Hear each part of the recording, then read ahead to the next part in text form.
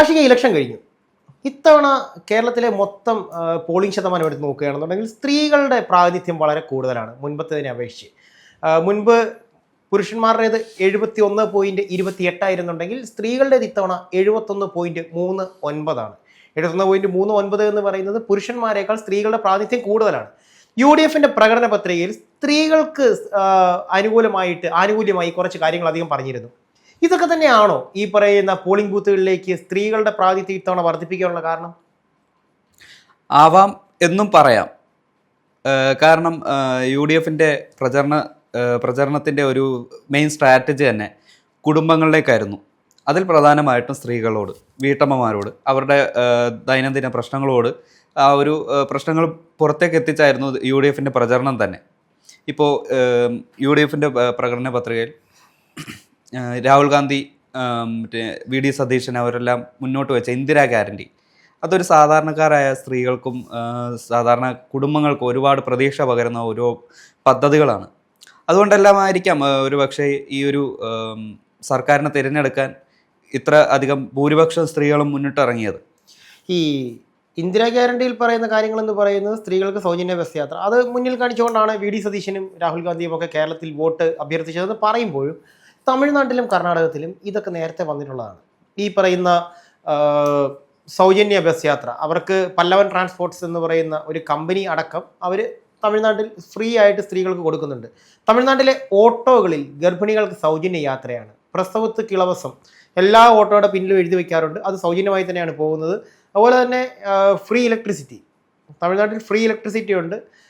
കുട്ടികൾക്ക് വേണ്ടിയിട്ട് free equipments with computer കൊടുക്കുന്നുണ്ട്. ഇവിടെയും കേരളത്തിൽ ഈ തവണ UDF അധികാരത്തിൽ വരികയാണെന്നുണ്ടെങ്കിൽ അവർ പറഞ്ഞിരിക്കുന്ന ഒരു പ്രകടന പത്രികയിൽ പറഞ്ഞിരിക്കുന്നത് കുട്ടികൾക്ക് മാസം വിദ്യാഭ്യാസ പെൻഷൻ, അതായത് ഒരു വിദ്യാഭ്യാസത്തിനായിട്ട് കുട്ടികൾക്കൊരു എമൗണ്ട് കൊടുക്കാം എന്ന് UDF പറഞ്ഞിട്ടുണ്ട്. അതുപോലെ തന്നെ സ്ത്രീകൾക്കും വിദ്യാർത്ഥിനികൾക്കും സൗജന്യ ബസ് യാത്ര. അപ്പം ഞാൻ ചോദിക്കുന്നത് ഇതാണ്, പുരുഷന്മാരെ ഈ ഗണത്തിലൊന്നും പെടുത്താറില്ലേ? പുരുഷന്മാർക്ക് ഈ ആനുകൂല്യങ്ങളൊന്നും വേണ്ടേ? നമ്മുടെ വോട്ടിനൊന്നും വിലയില്ലേ? വോട്ടിന് വിലയുണ്ട്, വിലയില്ലാന്ന് പറയുന്നില്ല. ഏതൊരു സാധാരണക്കാരൻ്റെ വോട്ടിനും വിലയുണ്ട്. ഒരു സ്ത്രീയെന്നോ പുരുഷനോ അതിന് വ്യത്യാസമില്ല, വോട്ടാണ് പ്രധാനം. ഇപ്പോൾ ഈ സ്ത്രീകൾക്ക് ഏറ്റവും കൂടുതൽ പ്രാധാന്യം കൊടുത്തു, എന്തിനു കൊടുത്തു എന്ന് പറഞ്ഞാൽ ഏറ്റവും മുൻധാരയിൽ വരാത്ത ഒരു വിഭാഗം എന്ന് വേണമെങ്കിൽ പറയാം. അതൊരു 2-3 വർഷം മുൻപ് വരേക്കും അല്ലേ. ഇപ്പോൾ സ്ത്രീകൾ പുരുഷന്മാരുടെ ഒപ്പം സമത്വം വേണമെന്ന് പറഞ്ഞ് മുൻനിരയിലേക്ക് വന്നുകൊണ്ടിരിക്കുകയാണ്. ലിംഗസമത്വം മുൻനിരയിലേക്ക് വരുന്നുണ്ട്. പക്ഷേ ഇപ്പോൾ ഈ സ്ഥാനാർത്ഥികളുടെ ലിസ്റ്റ് തന്നെ നോക്കൂ, എത്ര ശതമാനത്തോളം ഉണ്ടാവും ഓരോ മുന്നണികളിലും സ്ത്രീകളുടെ പ്രാതിനിധ്യം?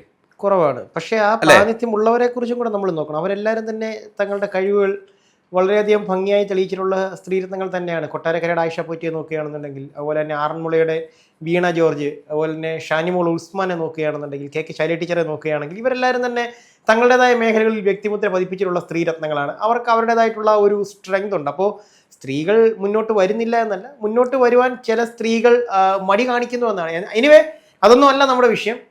ഇത്തവണത്തെ ഈ പറയുന്ന UDF പ്രകടന പത്രികയിലെ സ്ത്രീ പക്ഷ പ്രകടന പത്രിക അത് തന്നെയാണോ ഈ പറയുന്ന പോളിംഗ് ബൂത്തിലേക്ക് സ്ത്രീകൾ ഇരച്ചു കയറുവാനുള്ള കാരണമായി ചൂണ്ടിക്കാണിക്കുന്നത്? UDF മാത്രമല്ല, ഇപ്പോൾ BJP ആയാലും NDA സർക്കാർ ആയാലും LDF ആയാലും അവരുടെ പ്രകടന പത്രികയിൽ പ്രധാനമായിട്ടും ചൂണ്ടിക്കാണിക്കുന്നത് 3000 രൂപ പെൻഷൻ, പിന്നെ 50% തൊഴിൽ സംവരണം സ്ത്രീകൾക്ക് ഏർപ്പെടുത്തിയിട്ടുണ്ട്. അതുപോലെ ഇപ്പോൾ ആശാ വർക്കർമാരായാലും അതുപോലുള്ള ഏത് മേഖലയുള്ളവരെയും ഓരോ പത്രികയിലും ഉൾപ്പെടുത്തിയിട്ടുണ്ട്. അത് സ്ത്രീകൾക്ക് പ്രത്യേക പരിഗണനയല്ല, അവരുടെ അവകാശമാണെന്ന് ഞാൻ പറയും. പരിഗണന എന്ന് ഞാൻ പറയുന്നില്ല, അവരുടെ അവകാശം അതാണ് ഇതിൽ ഉൾപ്പെടുത്തുന്നത്. ആഷിക്ക്, സംസ്ഥാനത്ത് സ്ത്രീകളുടെ പോളിംഗ് ശതമാനം 81.19% ഉയർന്നിട്ടുണ്ട്. അതായത് 2021 തെരഞ്ഞെടുപ്പിനെ അപേക്ഷിച്ച് 7.25% വർധനമാണിത്. അപ്പോൾ സ്ത്രീകൾ മുൻനിരയിലേക്ക് വരികയാണ്. അതായത് മൊത്തം പോളിംഗ് ശതമാനം 78.27% മുതൽ 76.63% വരെ സാഹചര്യത്തിലാണ് സ്ത്രീകളുടെ ഈ കുതിപ്പ് വളരെ ശ്രദ്ധേയമായി മാറുന്നത്. അതായത് മൊത്തത്തിൽ 1,39,00,000 വോട്ടർമാരാണുള്ളത്. അതിൽ പുരുഷന്മാരെ അപേക്ഷിച്ച്, അതായത് 1,32,00,000 പുരുഷന്മാരെ അപേക്ഷിച്ച് കൂടുതലാണ്. അതായത് സ്ത്രീ വോട്ടർമാർ തന്നെ 1,39,00,000, പുരുഷന്മാർ 1,32,00,000. അപ്പം ഈ ഇവരുടെ പങ്കാളിത്തം കുറച്ചുകൂടി സ്ട്രെങ്ത് ആയിട്ട് ഇതൊക്കെയാണ്. ഈ ഇന്ദിര ഗ്യാരണ്ടി എന്ന് പറയുന്ന സംഭവം അത് സൗജന്യ യാത്രാ വാഗ്ദാനം വരുമ്പോഴേക്കും ഞാൻ ചോദിക്കുന്നത് അത് കൂടുതൽ ഇമ്പാക്റ്റ് ഉണ്ടാക്കുന്നുണ്ടോ? ഐ മീൻ ഞാൻ ചോദിക്കുന്നത് ഇതിപ്പം സ്ത്രീകൾ മുൻനിരയിലേക്ക് വരുന്നതിന്റെ ഒരു അടയാളമായി കണ്ടുകൂടെ ഈ തെരഞ്ഞെടുപ്പിനെ? അല്ലാതെ ഈ പ്രകടന പത്രിക കൊണ്ട് മാത്രം സ്ത്രീകൾ വരുന്നു എന്ന് പറഞ്ഞു കഴിഞ്ഞാൽ അത് വിശ്വസനീയമാണോ? അല്ല, അവരുടേതായിട്ടുള്ള ഒരു സ്ഥാനം ഇപ്പൊ നേരത്തെ പറഞ്ഞില്ലേ, വ്യക്തിമുദ്ര പതിപ്പിച്ചവരുടെ മുൻനിരയിലേക്ക് വരുന്നു. അപ്പോൾ ഈ ഒരു സ്ത്രീ പക്ഷങ്ങൾക്ക് തോന്നിയിരിക്കാം തങ്ങളുടേതായിട്ടുള്ള പങ്ക് ഈ ഒരു വോട്ടിംഗ്, അതായത് വോട്ടിംഗ് ശതമാനം ഉയർത്താൻ ഇവരുടേതായിട്ടുള്ള സ്വാധീനം ഉറപ്പാക്കിയതായിരിക്കാം.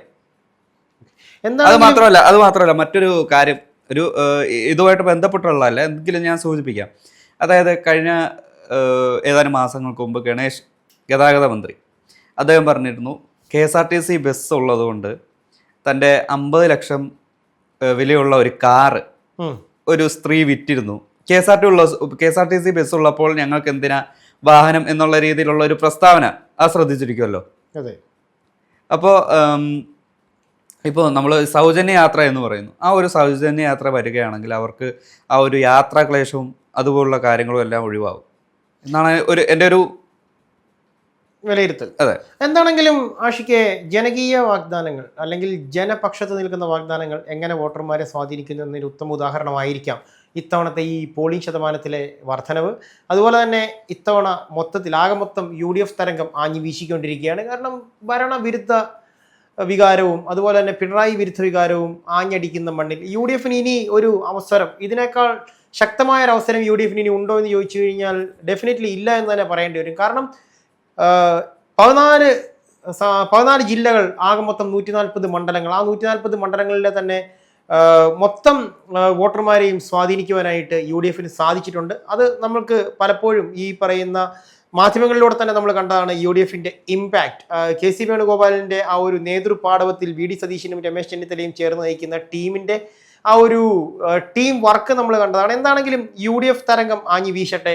ഒരു ഭരണമാറ്റം സംസ്ഥാനം മുഴുവൻ ആഗ്രഹിക്കുന്നുണ്ട്. അതോടൊപ്പം തന്നെ ജനപക്ഷത്ത് നിൽക്കുന്ന പ്രകടന പത്രിക ജനങ്ങൾ സ്വീകരിക്കട്ടെ. നല്ല മാറ്റങ്ങൾ വരട്ടെ. നമുക്കതിനായി കാത്തിരിക്കാം.